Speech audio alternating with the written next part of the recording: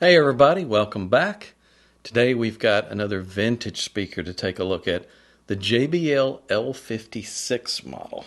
But before I dive into this one, let's go back to the video that I shot earlier today, the one that hopefully preceded this one, where I did a little analysis on another speaker that was sent in to us. It was a Dayton Audio Opal 1.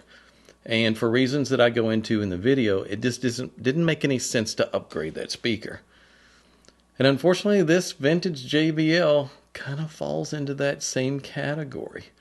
I know what you're thinking, and you can read it on the internet, which is proof positive.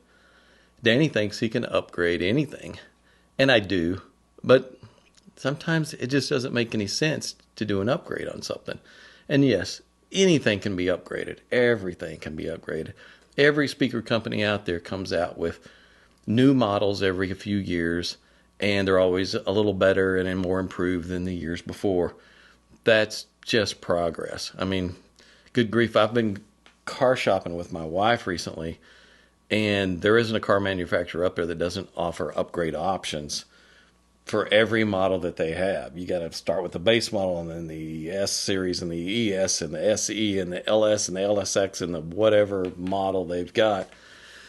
And you just pick the upgrade options that you want, that you're willing to pay for. That's just the way it works. And speakers are no different. We've had a great little formula for these old vintage speakers. I mean, they're all built with unbraced MDF boxes, sometimes particle board boxes. We can go in and add some bracing, line it with no res, stiffen up the cabinet a little bit, take the resonances out of it so you can just hear what the speaker itself is doing.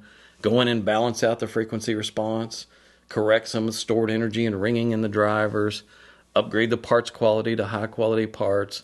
I mean, it's a pretty tried, tested, and proven method of increasing the performance across the board by a lot, and taking an old vintage speaker and bringing it up to levels well beyond anything it's ever been ever in the past.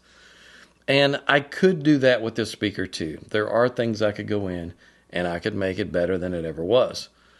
But there are some things involved in this model that I can't fix. There's still going to be issues. And so you have to step back and think, is it going to be worth it? Is it worth it to spend money on a speaker that's still going to have some issues? And so you tell the customer, is there a nostalgic connection with this speaker? Was this your dad's speaker that he owned all his life that you want to restore? That, you know, is there some personal connection and reason for why this speaker needs to be upgraded? And if the answer is no, I just bought it at a garage sale for $20 or or whatever, then it becomes a matter of, is the dollars amount of money spent on it worth it, or is the end result going to be something that's worth it? So there's a lot to weigh out, and sometimes it's very much worth it, and sometimes it's a lot of fun to go into these vintage speakers and turn them into great speakers. But this one, it's got some issues. Let's look at it, and let's start with just the on-axis frequency response, and you can see that it is a little rough. Yeah, it's a little rough, and you see, anytime you see frequency response and you see real short little humps, you can almost guarantee that there's going to be some ringing or some kind of stored energy right there. And sure enough, absolutely, if you look at the spectral decay, it is loaded with ringing. I mean, there is a lot going on in this woofer's response that is really, really rough. And we tried it also with the grill on. It got a little rougher in that regard, and it changed the spectral decay a little bit. We can see the spectral decay with it that way. Similar. Again, so some of this is surface reflection, some of it's edge diffraction, some of it's when you put the grill on. You've got diffraction from that also. On top of the fact, and this is the biggie, that this woofer has a massive breakup in the upper end of its range. So that for me was one of those situations where it didn't make any sense. I can fix a whole lot of things on this, and I can go in and put notch filters in some of those areas where there's peaks and try to bring that down a little bit and balance out the response. But I can't fix all that stored energy there. I mean, this woofer is really good to 500 or 600 hertz at the most. if there was a mid-range with it of some kind, where we could roll this into a mid and then the tweeter, we could probably turn it into a nice accurate speaker that doesn't have audible problems. But in this case, no matter what, it's going to have audible problems. All that ringing is, that breakup is clearly audible. So this is one of those situations where it may make more sense just to leave it in its stock form for just the nostalgia of it and for the collector value. It's never going to be a high-end speaker, so it's tough to bring it up to modern levels in those cases.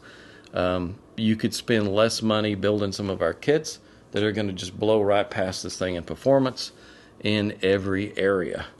But there is a cool factor about these things. There's a reason people collect them, and this one is in great condition. It looks pristine. So whoever owned this one and took care of it, they did a fantastic job, and it can still be listened to and enjoyed, and it's going to sound just like it always did from the factory until the point where the capacitors go out or something like that happens. And there are ways we can go in and still do things to these things, but sometimes it just doesn't make any sense. While we're looking at measurements here, as we look at the vertical off-axis response, we can see that there's a little bit of change there in the vertical, and in the horizontal off-axis, it drops off pretty normally.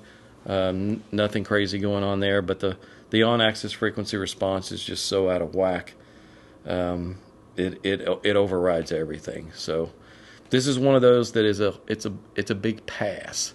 And I'll tell you when you send something to me, if it's just not worth it, I'll give you that evaluation, and then you're going to decide what you want me to do. If you send me something and I say, look, this is a basket case, there's things in X, Y, and Z here I can't overcome, I can't fix, and sometimes the customer still may want me to do anything I can with it, and I will. I'll do whatever you want. But in this case, my recommendation was a pass. The customer decides that's good advice, I'm going to do something different, maybe build one of your kits. So great idea. That's it for this video. Just a quick one, and I wanted to cover some of this because we do get some of these in sometimes that it just doesn't make sense, and I wanted to get a few of these out because I had a few of them in-house right now. Wanted to get these out there and let you guys know that I don't try to just fix every single thing that comes in. So see you guys in the next video.